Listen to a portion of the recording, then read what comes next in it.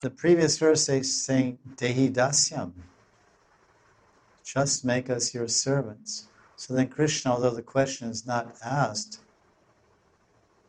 I would have interjected it myself with all respects to Vishwanath. I would like to.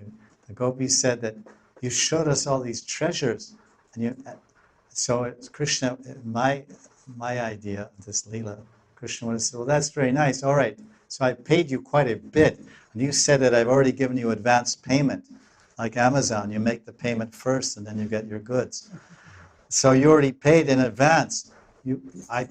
You're saying that I paid you so much from the beginning, first time you ever saw us, and I glanced at you, and so many gems. But then you're saying Dehi Dasyam. So how will you serve me? I have so many servants, Raktak and Patrak and Payota, and so many servants in my house, hundreds of them. So where is there any space or need for another servant?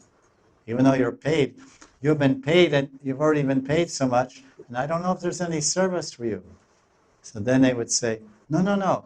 When you put on your golden turban, because not only do you get dressed in Nandagram by your sakas and your servants over there, but also you get dressed in the kunjas and your kunja palaces.